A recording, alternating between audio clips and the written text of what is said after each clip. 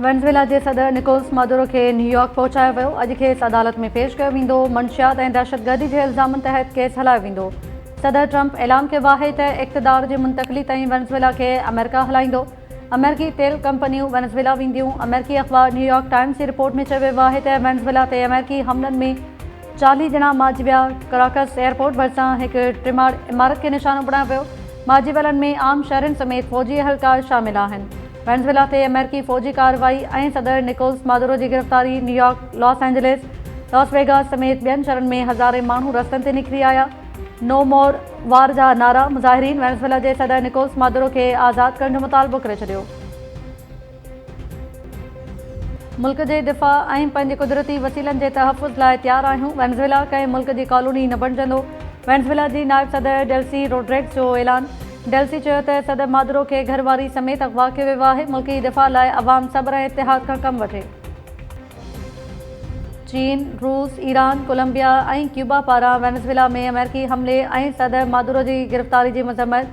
चीनी परॾेही वज़ारत तरफ़ां जारी कयल बयान में चयो वियो आहे त अमेरिका ख़ुदमुख्तियार मुल्क ख़िलाफ़ ताक़त जो इस्तेमालु कयो।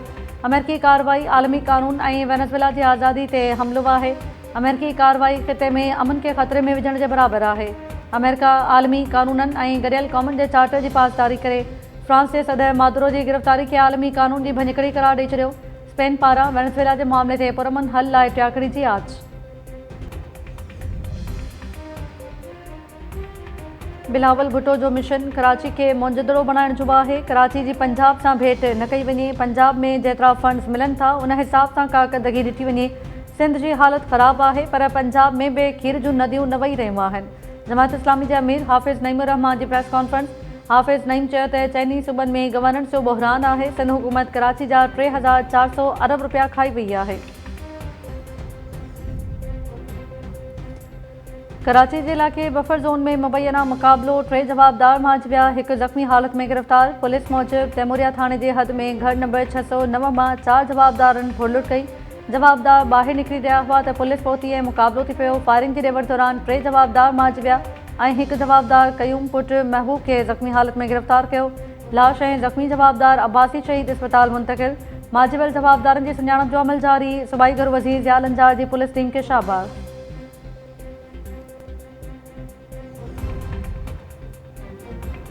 कराची जे इलाइक़े माई कुलाची में औरत ऐं संदसि 3 ॿारनि खे क़त्ल करण बाद लाश मेन होल में उछलाईंदड़ जवाबदार गिरफ़्तार। ॾोह जो एतराफ़। क्यामाड़ी पुलिस जवाबदार मसरूर हुसैन खे गिरफ़्तार करे वरितो। जवाबदार एतराफ़ी बयान में चयो आहे त अनिला तावीज़ कंदी हुई, ज़हनी दबाव जो शिकार थी वियो हुअसि। अनिला ऐं संदसि 3 ॿारनि खे क़त्ल कयो। जवाबदार मसरूर हुसैन नारी अनिला, संदसि पुटु किश्वर हसनैन ऐं धीउ खे क़त्ल करण बाद लाश मेन होल में उछलाए मथां पथर रखी छॾिया हुआ। सखर में फायरिंग जा 2 वाक़िया, 3 ॼणा मारिजी विया। तमाचानी थाणे जी हद फराश मोड़ वटि हथियारबंदनि जी कार ते फायरिंग। बालाच ऐं ख़मीसो बुगटी मारिजी विया। हथियारबंद फरार। पुलिस जो चवणु आहे त मज़ारी ऐं बुगटी धुरनि में हलंदड़ तकरार तां वाक़ियो पेश आयो। वधीक जांच कई पई वञे। एयरपोर्ट थाणे जी हद ॻोठ हुसैन लाशारी में हथियारबंदनि जी फायरिंग। ताज मोहम्मद लाशारी मारिजी वियो। वारिसनि जो चवणु आहे त पंहिंजी बिरादरी जे माण्हुनि घर ते हमिलो करे ताज मोहम्मद लाशारी खे क़त्ल कयो। पुलिस जो चवणु आहे त कुझु ॾींहं अॻु फुर दौरान शागिर्द सदाम लाशारी क़त्ल थी वियो हो।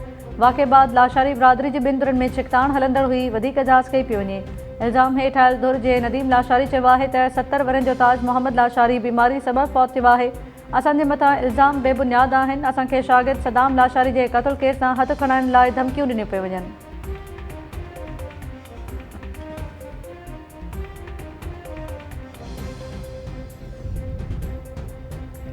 ऐं बांग्लादेशी बॉलर मुस्तफ़िज़ुर रहमान खे IPL मां नेकाली जे मामले ते भारत ऐं बांग्लादेश विच में सियासी छिकताण वधी वई। बांग्लादेश क्रिकेट बोर्ड जो T20 वर्ल्ड कप जो मैचेस भारत में खेॾण खां इनकार। ICC खे ख़त लिखी मैचेस मुंतक़िल करण जो मुतालबो करे छॾियो।